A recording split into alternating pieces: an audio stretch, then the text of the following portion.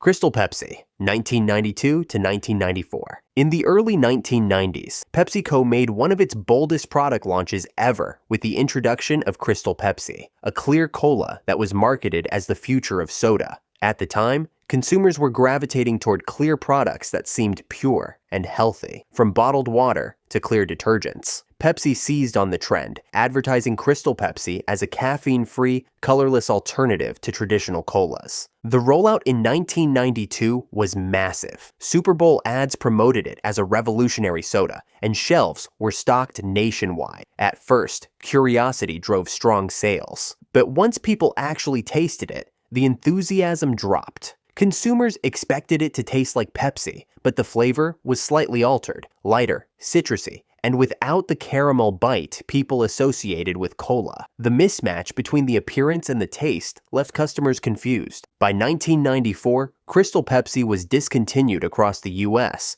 remembered mostly as a flashy marketing gamble. Pepsi brought it back a few times in limited runs for nostalgia, most recently in 2016 for a promotional campaign, but it never stayed long. Surge, 1997 to 2003. In the late 1990s, Coca-Cola launched Surge as a direct competitor to Mountain Dew, targeting teenagers and young adults with high-energy marketing. The soda was bright green, heavily caffeinated, and loaded with citrus flavor. Its ads leaned into extreme sports, video games, and a chaotic, rebellious style meant to set it apart from traditional colas. Surge developed a cult following, especially among gamers, who saw it as the ultimate late-night fuel. But despite its passionate niche, it never managed to outsell Mountain Dew, which dominated the market. By the early 2000s, declining sales led Coca-Cola to discontinue Surge in the US in 2003, though it survived a bit longer in some overseas markets.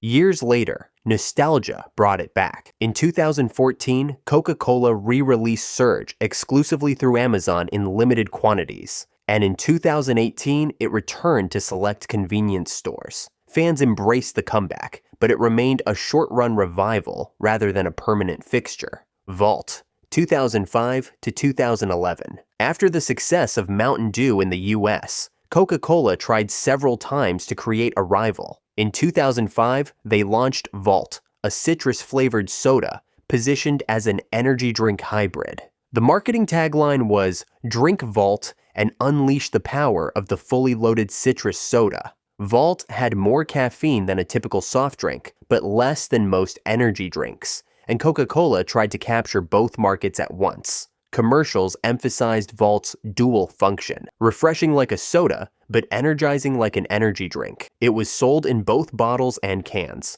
with later spin-offs, like Vault Red Blitz and Vault Zero. Despite its aggressive launch and ad campaigns, Vault never built a loyal fan base. Mountain Dew had too strong a hold on its demographic, and energy drink brands like Red Bull and Monster were already dominating that space. By 2011, Coca-Cola discontinued Vault entirely, folding its focus back into other beverage lines. By the way, I'm going to be posting a lot here, so it would mean a lot if you subscribed and dropped a like for the algorithm. Aspen, 1978 to 1982. In the late 1970s, PepsiCo tried to capitalize on the popularity of flavored sodas with something a little different. Aspen, a crisp, apple-flavored soft drink. It launched in 1978, marketed as a refreshing alternative to the usual colas, lemon-lime sodas, and orange sodas that dominated the market. Aspen's appeal was in its simplicity, a clear soda with a sweet, tart apple flavor, bottled and sold much like 7-Up or Sprite.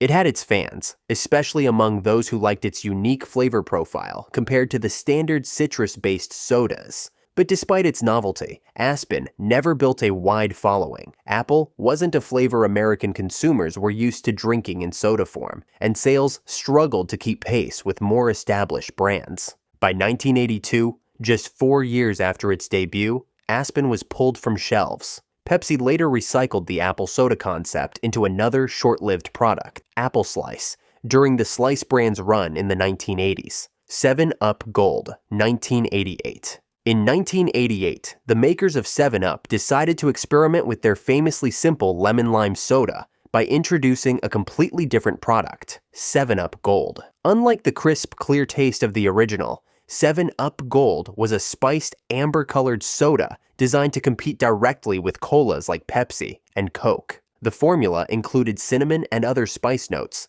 giving it a flavor profile much closer to a root beer or spiced cola than to anything people expected from 7-Up.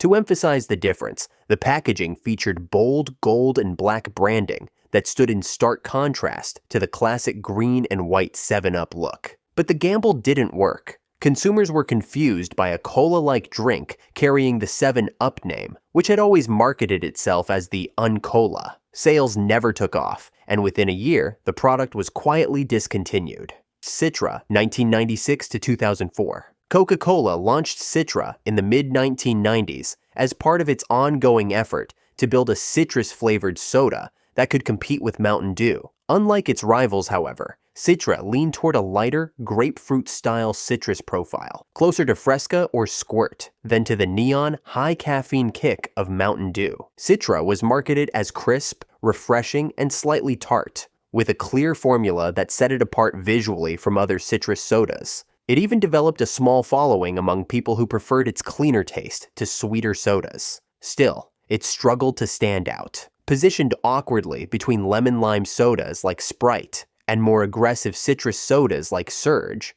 it never carved out a strong identity. By the early 2000s, Coca-Cola rebranded the drink under the Fanta line, eventually discontinuing Citra in the US around 2004.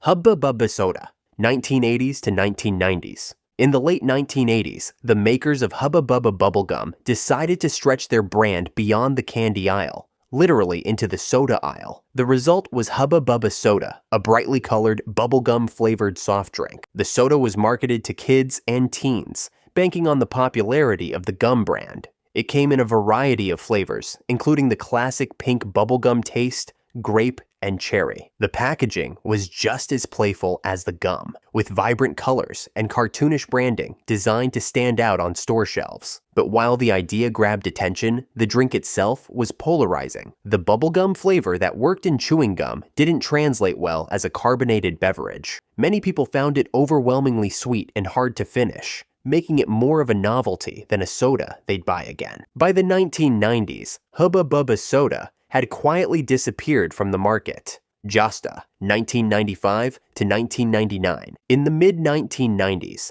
PepsiCo tested the waters of the growing energy drink market with Jasta, one of the first energy sodas ever sold in the United States. Released in 1995, it was a cola-style soda infused with guarana, a plant-based stimulant that set it apart from traditional soft drinks. Jasta's branding leaned into an edgy, exotic image. Its cans featured a panther logo and bold colors, aiming directly at teens and young adults looking for something more intense than regular cola. It was marketed as a high-energy drink years before Red Bull and Monster dominated the category, making it a true pioneer. Despite its unique position, Jasta never broke into the mainstream. Its flavor was unusual, a mix of fruity, spiced cola notes with a bitter aftertaste from the guarana, and many consumers didn't know what to make of it. Sales lagged, and Pepsi quietly discontinued the brand in 1999. Orbitz, 1997 to 1998.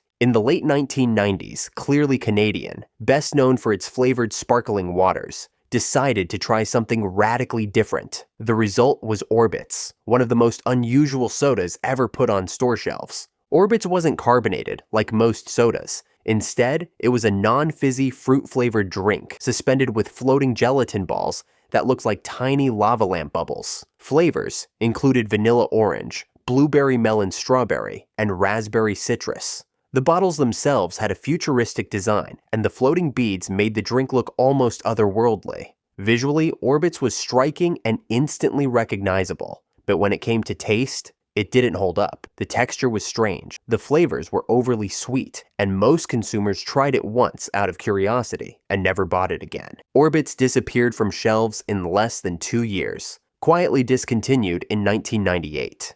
Tab, 1963 to 2020. Tab was Coca-Cola's very first diet soda, introduced in 1963 at the height of America's fascination with weight loss and calorie counting. The name came from the idea of keeping tabs on your weight, and it was marketed heavily toward women who wanted a lighter alternative to regular cola. The drink had a unique flavor, slightly bitter compared to other diet sodas, which came from its original sweetener, cyclamate. When cyclamate was banned in the US in 1969, Coca-Cola reformulated Tab with saccharin, which gave it a distinct aftertaste that became part of its identity. For decades, it retained a loyal but relatively small fan base. Even as Diet Coke was introduced in 1982 and became Coca-Cola's flagship low-calorie drink, Tab quietly held on, especially with longtime devotees who preferred its flavor. It even survived the diet soda booms and busts of the 1990s and 2000s. However, by the late 2010s, sales were extremely small,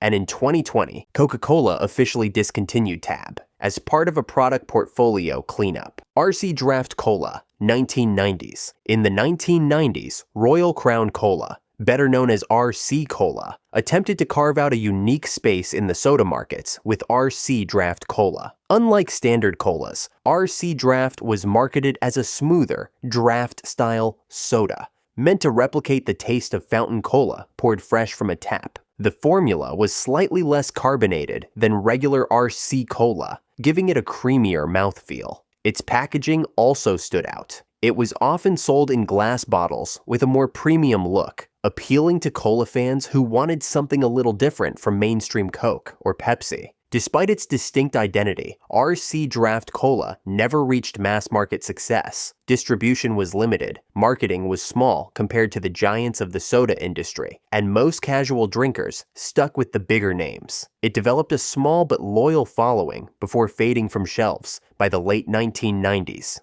Agave, 2005 to 2023. Agave was a small batch soda brand founded in Denver, Colorado in 2005, built on the idea of making soft drinks with agave nectar instead of refined sugar or high fructose corn syrup. At a time when health-conscious consumers were beginning to question mainstream sodas, Agave marketed itself as a natural, organic alternative with unique flavors. The lineup included varieties far outside the usual lemon lime and cola spectrum, such as horchata, mandarin key lime, strawberry rhubarb, and jasmine. The use of agave gave the sodas a smoother sweetness and became a signature feature of the brand. They were sold in natural food stores, cafes, and some restaurants, often in distinctive glass bottles. For nearly 2 decades, Agave remained a niche favorite, appealing to soda drinkers who wanted something craft-like and unusual. But its limited distribution, higher price point, and growing competition from kombucha and sparkling water brands made it harder to survive in a crowded, better-for-you beverage space. By 2023,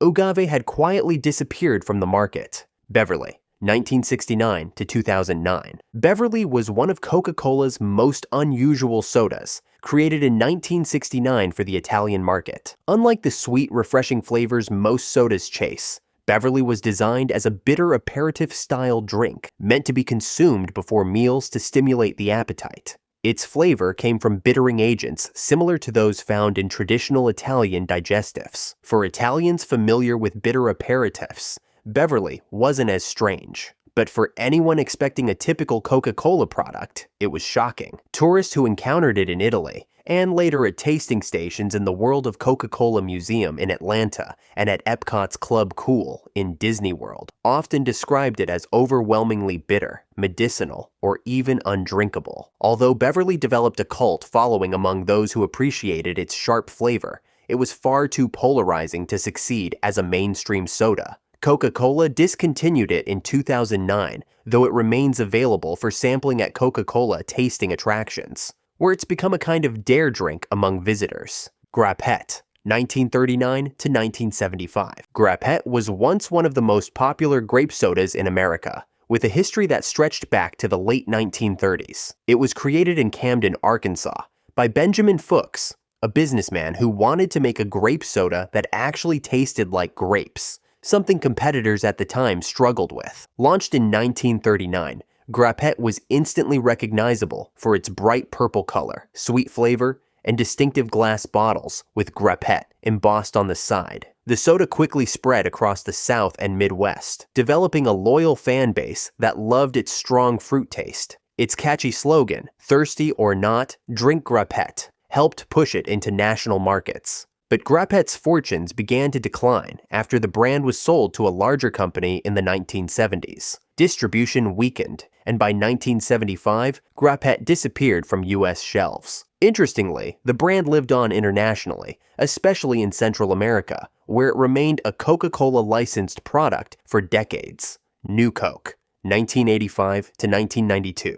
In 1985, Coca-Cola made one of the most controversial product decisions in beverage history. It reformulated its flagship drink and introduced what became known as New Coke. The move was driven by years of blind taste tests showing that consumers preferred the sweeter flavor of Pepsi over the original Coke. To regain market dominance, Coca-Cola's executives approved a new formula that was smoother and sweeter than the classic version. The company rolled it out with massive marketing fanfare, discontinuing the original recipe in the United States. The backlash was immediate and intense. Loyal Coke drinkers revolted, complaining that the company had tampered with an American icon. Thousands of letters and phone calls poured in, and protests even broke out in some cities. The public rejection became one of the loudest consumer backlashes in modern business history. Just 79 days after New Coke's launch, Coca-Cola announced the return of the original formula under the name Coca-Cola Classic. New Coke remained available in some markets until the early 1990s, but it never recovered from its stigma. Slice, 1980s to 2000s. In 1984, PepsiCo launched Slice as its new line of fruit-flavored sodas. It was introduced at a time when consumers were looking for healthier options, and Slice was marketed as having 10% real fruit juice, a unique claim compared to the standard artificially flavored sodas of the time. The brand quickly expanded beyond its original lemon-lime flavor to include orange, apple, grape, strawberry, and tropical blends. Slice was Pepsi's answer to 7-Up and Sprite in the lemon-lime space, but it also served as the company's umbrella brand for all fruit-flavored sodas. For a while, it was successful, carving out a noticeable share of the soda market. But by the late 1990s, the formula had changed. The real juice content was reduced or removed altogether, and Slice lost its unique selling point. Competitors like Sierra Mist, launched by Pepsi in 1999, took over its slot as the flagship lemon-lime brand. By the early 2000s, Slice was phased out in most markets, and only sporadic store-brand revivals of the name popped up afterward. If you enjoyed this, I'm going to be posting a lot here, so it would mean a lot if you subscribed. Thanks for watching.